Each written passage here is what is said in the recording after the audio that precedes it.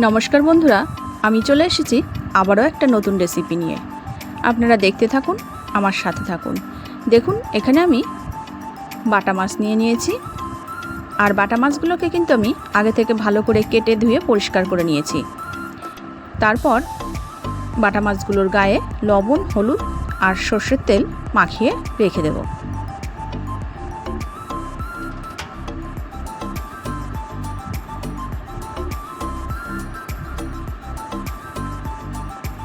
ভালো করে কিন্তু লবণ, হলুদ আর সর্ষের তেল মাখিয়ে রেখে দিতে হবে 10-15 মিনিটের জন্য।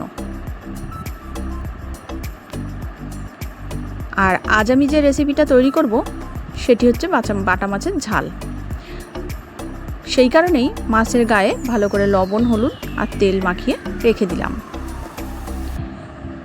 এরপর কড়াইটা গরম করে নিয়েছি, তার মধ্যে দিয়ে দিয়েছি সর্ষের তেল। তেলটাকেও ভালো করে গরম করে নিয়ে মাছগুলো ভেজে নেব। মাছগুলো ভাজা হতে হতে এদিকে একটা শিলনোড়া নিয়েছি। শিলনোড়ায় আমি বেটে নেব কালো সর্ষে, সাদা সর্ষে, এগুলোকে আমি বেটে নেব। আর আমি কিভাবে রান্না করছি আপনারা দেখতে থাকুন।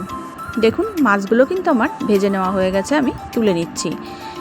এগুলো কিন্তু মিষ্টি জলের মাছ, তাই বেশি ভাজার কোনো প্রয়োজন নেই। হালকা ভেজে তুলে নিতে হবে, তাহলে মাছের টেস্টটা আরও বেশি ভালো হবে।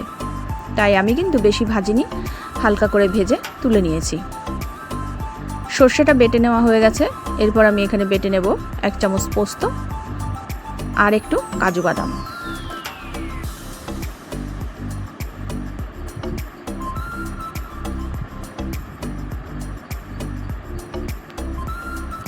এবার আমি এটাকে আলাদা করে বেটে নিচ্ছি। আগে সর্ষেটা বেটে নিয়েছি, তারপর দেখতেই পাচ্ছেন আমি পোস্ত আর কাজু বাদামটা আলাদা করে বেটে নিচ্ছি। আর এদিকে কড়াই বসিয়ে দিয়েছি। কড়াইটাতে তেল দিয়ে দিয়েছিলাম, তেলটা কিন্তু ভালো গরম হয়ে গেছে। তারপর দেখুন, কুচিয়ে নেওয়া পেঁয়াজ দিয়ে দিলাম, আর দিয়ে দিলাম কুচিয়ে নেওয়া টমেটোটাকে ছোট ছোট কুচি কুচি করে কেটে নিয়েছিলাম, সেই টমেটোটাও দিয়ে দিলাম। পেঁয়াজ আর এই টমেটো কুচিটাকে একসঙ্গে ভাজতে থাকবো। আর বাটা মাছের যে ঝালটা তৈরি করব, সেই ঝালটা তৈরির জন্য তেলটাকে কিন্তু বেশি ভালো করে গরম না করলেও হবে, হালকা গরম থাকবে। সেই অবস্থাতেই কিন্তু আমি পেঁয়াজ কুচি আর টমেটো কুচিটা দিয়ে দিয়েছি। তারপর দিয়ে দিয়েছি লবণ আর হলুদ। এই অবস্থাতে তেলটা বেশি গরম করার কোনো প্রয়োজন নেই, একটু কাঁচা থাকলে ভালো হবে, কারণ ঝালে কিন্তু অনেক সময় কাঁচা তেল ব্যবহার করা হয়।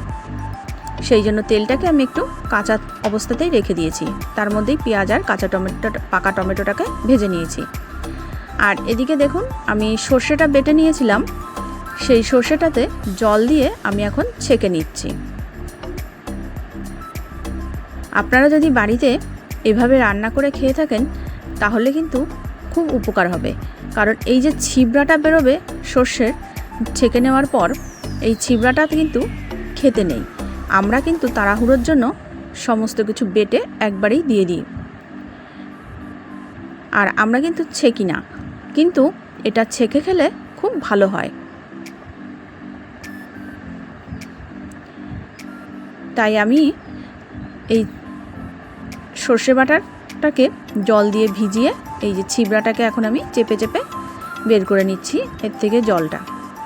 আর আমি ছেঁকে নিয়েছি, এই যে দেখতেই পাচ্ছেন, দেখেন কতটা ছিবড়া বেরিয়েছে সর্ষের খোসা থেকে। তো আমরা তাড়াহুড়ো করে অনেক সময় রান্না করতে যাই তাড়াহুড়ো করে, সেই জন্য কিন্তু আমরা সর্ষে বাটাটা একবারেই ঝোলের মধ্যে দিয়ে দিই, এভাবে আর ছেঁকে নেওয়া হয় না।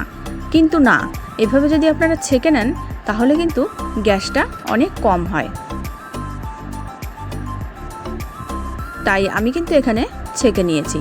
দেখুন, এই যে কত সুন্দর একটা জল তৈরি হয়ে গেছে, সর্ষের জল। দিয়ে দিলাম সর্ষে বাটা, ছেঁকে নিয়েছি যে জলটা, সেই জলটা দিয়ে দিয়েছি সর্ষে বাটার। তারপর দিয়ে দিলাম পোস্ত আর কাজু বাদাম বাটা।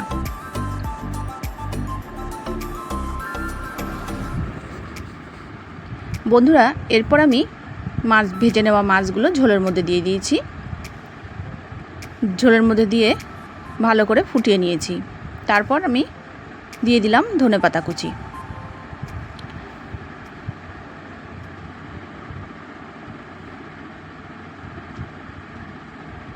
মাছের ঝোলটা কিন্তু আমার রেডি হয়ে গেছে।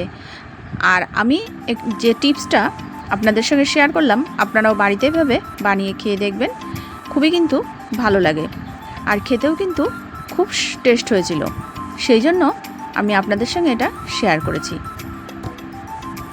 দেখুন বাটা মাছের ঝালটা কত সুন্দর হয়েছে দেখতে। আর আজকের থালিতে আছে বাটা মাছের ঝাল, স্যালাড, রসুন পেঁয়াজ দিয়ে ডাল, টক দই, ভাত আর লেবু। দেখতেই পেলেন আমার বাটা মাছের ঝালটা কত সুন্দর হয়েছে আর কালারটাও কিন্তু সুন্দর এসছে। তাই আপনারাও বাড়িতে এইভাবে যদি সর্ষে বাটা দিয়ে কখনো রান্না করে খান, তাহলে সর্ষেটাকে একটু ছেঁকে নেবেন। তাহলে দেখবেন সর্ষে বাটাটা ছেঁকে নিলে সর্ষে বাটাটার যে ছিবড়াগুলো সেগুলো কিন্তু তরকারিতে আর না দিলেও হয়ে যাবে। আর তাহলে আমাদের এই খেলে পরে অনেক সময় পেটে ব্যথা করে ছিবড়াটা। সেই জন্য আমি এইভাবেই রান্না করলাম। আপনারাও আমার মতো এইভাবেই রান্না করবেন, খেতেও কিন্তু ভালো লাগবে। কথা বলতে বলতে কিন্তু আমি সিংহাসনটাকে পরিষ্কার করে নিচ্ছি। আমার রান্নাটা আপনাদের কেমন লাগলো আমাকে অবশ্যই জানাবেন।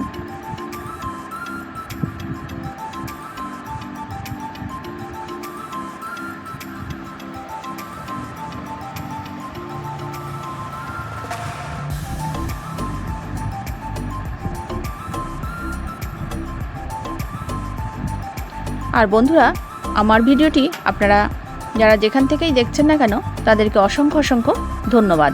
এভাবেই আমার পাশে থাকবেন, আমাকে এগিয়ে যেতে সাহায্য করবেন। আর আজকের সর্ষে বাটা দিয়ে মাছের ঝালটা রান্না করেছি সেটা আপনাদেরকে দেখিয়েছি। আপনাদের কেমন লাগলো আমাকে অবশ্যই কমেন্টে জানাবেন।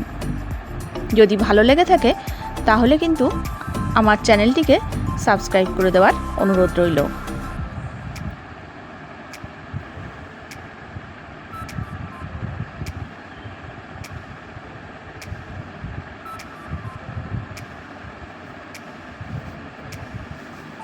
দেখতেই পেলেন আমি কিন্তু শিব ঠাকুরকে চান করিয়ে নিয়েছি আর জল সংখ্যেও জল দিয়ে দিয়েছি। এরপর ঠাকুরকে একটু পরিষ্কার করে মুছে নিচ্ছি।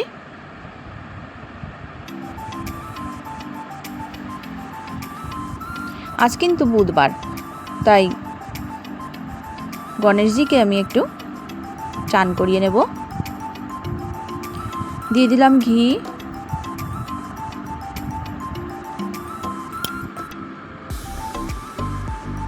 দিয়ে দিচ্ছি মধু,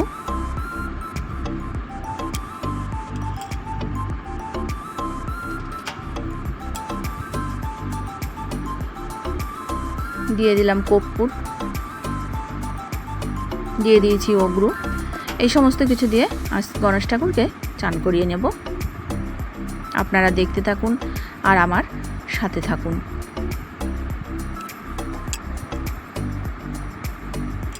আমার ভিডিওটি আপনাদের দেখার জন্য আপনাদেরকে অসংখ্য অসংখ্য ধন্যবাদ।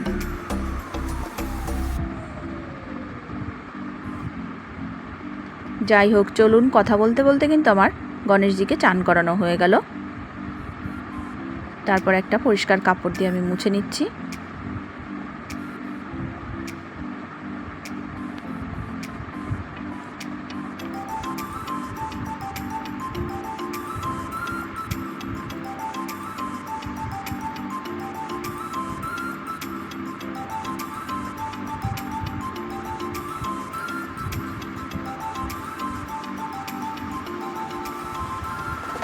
বন্ধুরা, আমি কিন্তু রান্না করে চান করে চলে এসেছি ঠাকুর ঘরে ঠাকুরকে পুজো দিতে। আজকে আর সকালে পুজো দেওয়া হয়নি, আজকে রান্নাটা সেরে তারপর চলে এসেছি ঠাকুর ঘরে।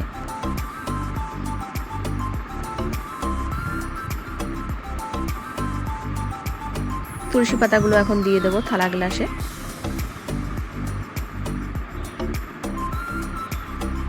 এরপর প্রদীপ ধূপকাঠি ধরিয়ে নেব।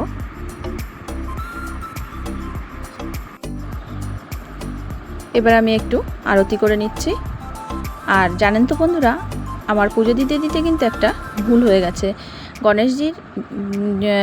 গণেশজিকে যখন চান করিয়ে সিংহাসনে তুলেছি, তখন কিন্তু আমাকে একটা জবা ফুল দিতে হতো, লাল জবা ফুল বা হলুদ জবা ফুল। সেটা কিন্তু আমার খেয়াল ছিল না, তাই আমি আর দিতে পারিনি।